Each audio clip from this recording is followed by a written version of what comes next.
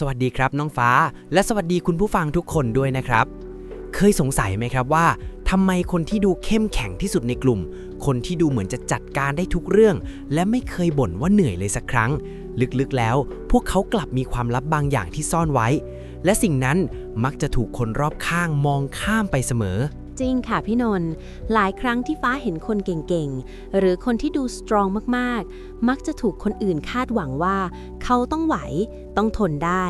แต่ในใจเขาอาจจะกำลังแบกอะไรบางอย่างที่หนักอึ้งอยู่ก็ได้นะคะใช่เลยครับวันนี้เราเลยจะมาเจาะลึกสิ่งที่เรียกว่า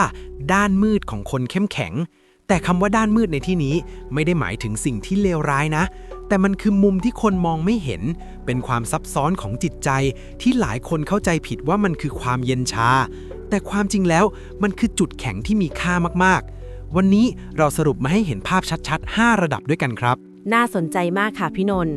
เริ่มที่ระดับแรกกันเลยดีกว่าว่าคนเข้มแข็งเขามีความลับอะไรซ่อนไว้บ้างระดับที่1คือความเงียบที่ถูกตีความว่าเฉยเมยครับในทางจิตวิทยาพบว่าคนที่ดูเข้มแข็งมักจะมีทักษะการกำกับอารมณ์หรือ emotional regulation ที่สูงมากเวลาเจอสถานการณ์วิกฤตแทนที่เขาจะโวยวายหรือร้องไห้ออกมาทันทีเขาจะเลือกที่จะนิ่งเพื่อประมวลผลข้อมูลครับอ๋อเหมือนกับเวลาที่เพื่อนในกลุ่มทะเลาะกันแล้วจะมีคนหนึ่งที่นั่งเงียบๆฟังเฉยๆจนคนอื่นชอบคิดว่านี่เธอไม่รู้สึกอะไรเลยเหรอหรือใจดำจังที่ไม่ช่วยพูดแบบนี้ใช่ไหมคะถูกต้องครับน้องฟ้าแต่ในมุมมองใหม่เชิงบวกความเงียบนั้นคือวุฒิภาวะครับ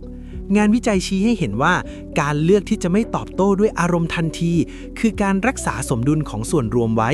คุณไม่ได้เฉยเมยครับแต่คุณกำลังแบกรับแรงกระแทกของอารมณ์คนอื่นไว้เพื่อให้สถานการณ์มันคลี่คลายลงต่างหากครับฟังแบบนี้แล้วรู้สึกดีแทนคนกลุ่มนี้เลยค่ะแล้วระดับที่2ล่ะคะพี่นนท์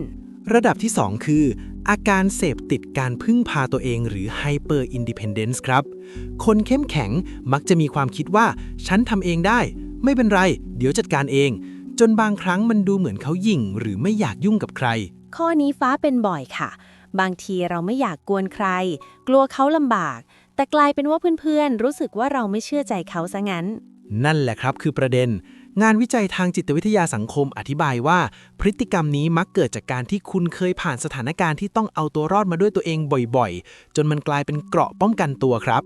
แต่ถ้าเรามองในมุมบวกสิ่งนี้คืออิสรภาพที่แท้จริงครับการที่คุณพึ่งพาตัวเองได้แปลว่าคุณมีศักยภาพที่ไร้ขีดจำกัดคุณเป็นคนที่พึ่งพาได้เสมอในยามที่โลกนี้วุ่นวาย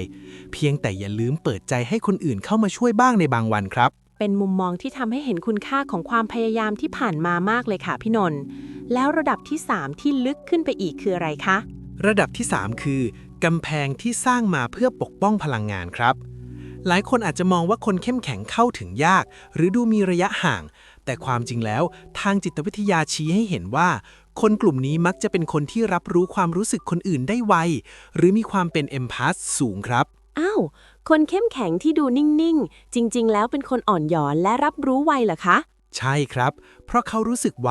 เขาเลยต้องสร้างกำแพงขึ้นมาเพื่อไม่ให้พลังงานลบจากคนรอบข้างไหลเข้ามาทำร้ายใจเขาได้ง่ายครับ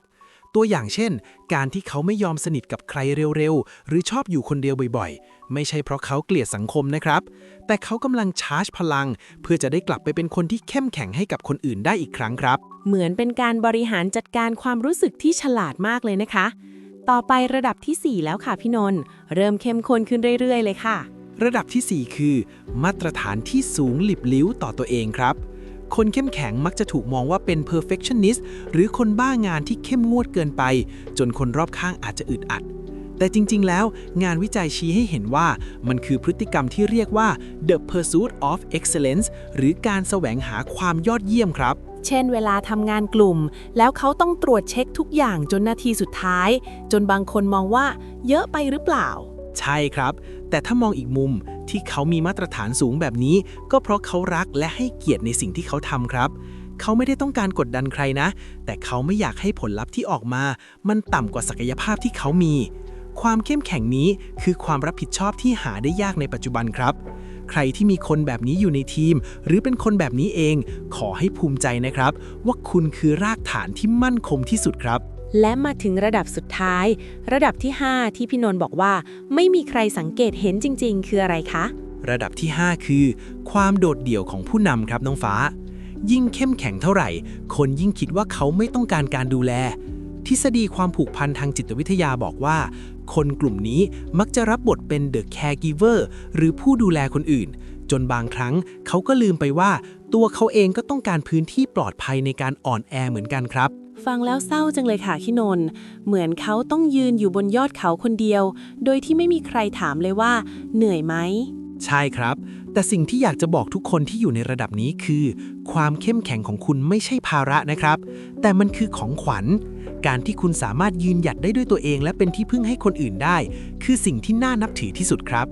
แต่อย่าลืมว่าการอนุญาตให้ตัวเองอ่อนแอบ้างในบางวัน ไม่ได้ทำให้ความเข้มแข็งของคุณลดลงเลยนะครับ